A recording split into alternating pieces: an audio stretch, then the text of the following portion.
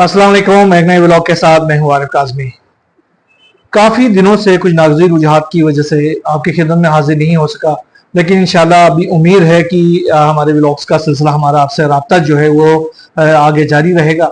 आज के इस व्लॉग में मैं खासतौर पर दो जो इश्यूज़ हैं उनके ऊपर डिस्कस करूंगा। एक तो रशिया और यूक्रेन की जंग के हवाले से बड़ी अहम किस्म की अपडेट्स हैं जो कि आपके साथ शेयर करना मकसूद है, और दूसरा शाम की जो सूरत हाल वो बहुत तेजी के साथ खराब होती जा रही है। इन दो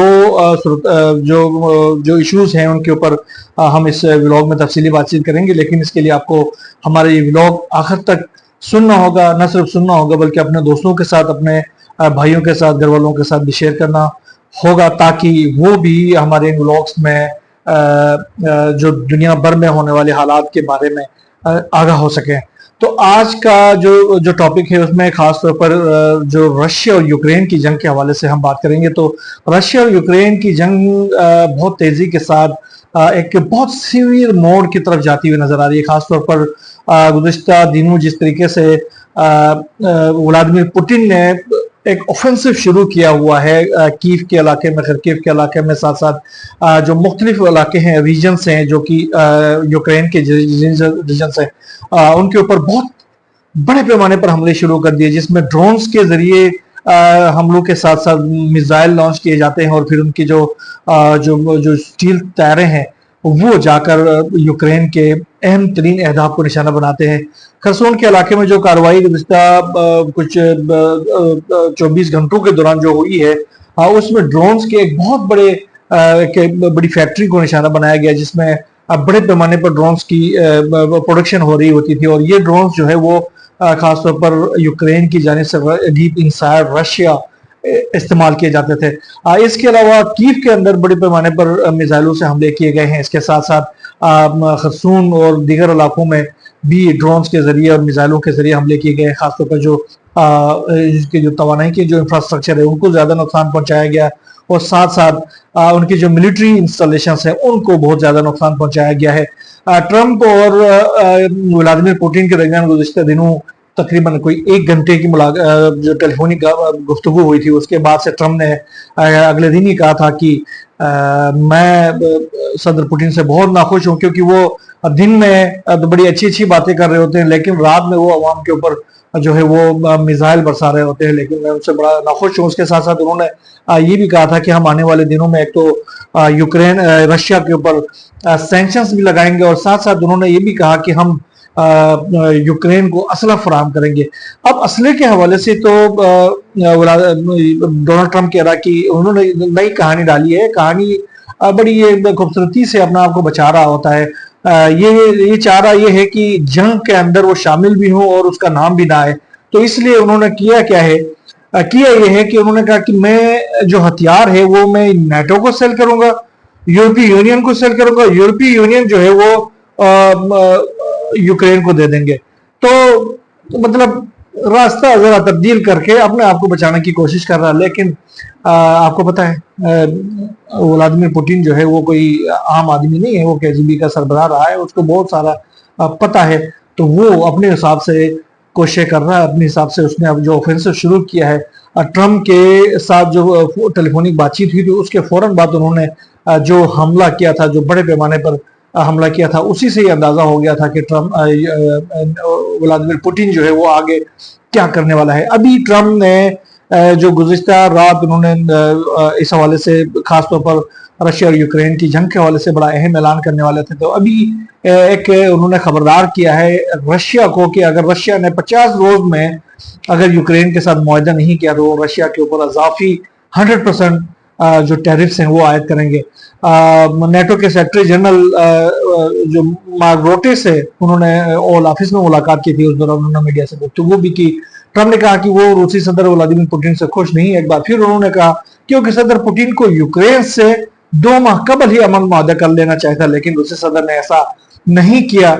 उन्होंने ये मजीद भी कहा कि वो रूस को यूक्रेन से अमन मुआहदे के लिए 50 दिन का वक्त दे रहे हैं। अगर रूस मुआहदा करने में नाकाम रहा तो सख्त टैरिफ आयद किए जाएंगे। भारत आगे देखते हैं उसमें डोनाल्ड ट्रम्प किस हद तक कामयाब हो जाता है, या डोनाल्ड ट्रम्प बजात खुद इस जंग के अंदर शरीक हो जाता है, क्या होता है। तो बहरहाल क्योंकि इस बार जो हमले किए हैं रशिया ने, उसमें नेटो के इंस्टॉलेशंस को बराह रास्त निशाना बनाया। उसमें नेटो के न सिर्फ उनके जो जो मिलिट्री इक्विपमेंट्स को नुकसान पहुंचा है, उनके पर्सनल्स को भी नुकसान पहुंचा है, और जो नेटो के जो ट्रेनर थे जो कि वहां पर यूक्रेनी फोर्सेस को ट्रेन कर रहे होते हैं, उनको भी बड़े पैमाने पर नुकसान पहुंचा है। इसके अलावा डोनाल्ड ट्रंप ने यूक्रेन को पेट्रोट दिफाई मिसाइल सिस्टम फराहम करने का भी ऐलान कर दिया है, और उसने कहा कि वो यूक्रेन को पेट्रोट दिफाई सिस्टम फराहम करेंगे ताकि यूक्रेन रूस के खिलाफ जंग में अपनी दिफा कर सके। अमेरिकी सदर ने कहा कि तिजारत जंगों के खात्मे का बेहतरीन जरिया। हमने पाकिस्तान भारत के दरमियान जंग रुकवाई, दोनों ममालिक तेजी से जोहरी जंग की तरफ जा रहे थे। उसके साथ साथ उन्होंने कहा कि तिजारती जो टैक्स है उसमें इजाफे पर यूरोपीय यूनियन और दीगर ममालिक से बातचीत के लिए तैयार हैं, और इस हवाले से यूरोपीय यूनियन जो हुकाम है वो बातचीत के लिए आगे आ रहे हैं। तो ये जो नाराजगी है यूरोपीय यूनियन की, एक तरफ जो टैरिफ भी तो लगा रहा है ना उनके ऊपर, एक तरफ उनको ब्लैकमेल भी कर रहा है कि यार आपने मेरा हथियार यहाँ से उठा के यूक्रेन तक पहुंचाना है, दूसरी तरफ उनके ऊपर टैरिफ भी लगाना है। तो ये ममालिक भी बड़े सख्त नाराज हैं इस हवाले से। जर्मनी ने भी और फ्रांस ने भी खदशात का इजहार किया। उन्होंने कहा कि यूरोपीय यूनियन को मिलकर जो ट्रंप का जो खतरा है उसको, मैं तो कहूंगा ट्रंप डेंजर, उसको रोकने के लिए कोई किरदार अदा करना चाहिए। ये डेंजर खासतौर पर टैरिफ के हवाले से ही है। बहरहाल आने वाले दिनों में अगर रशिया और यूक्रेन की जंग के हवाले से कोई बड़ी डेवलपमेंट होती तो इंशाल्लाह हम आपसे शेयर करेंगे। दूसरी जो बड़ी खबर है वो शाम के सूरत के हवाले से। शाम में जो फिरका वाराना कशीदगी है वो बहुत बड़े पैमाने पर फैलना शुरू हो गई है। खासतौर पर जो सवेदा के जो इलाका है वहां पर द्रूज और जो दीगर कबाइल है उनके दरमियान जो जंग थी वो काफी शिद्दत अख्तियार कर गई थी। उसमें तकरीबन अब तक 200 से ज्यादा अफराद जो है वो हलाक हो चुके हैं। उसमें अभी जो अहमद शरा की जो गवर्नमेंट है उसके जो फोर्सेस है वो भी इस जंग के अंदर कूद पड़े हैं, और उन्होंने अभी ये जो इतलात आ रही हैं, ताज़ा इतलात आ रही है, उसमें ये कहा जा रहा है कि जो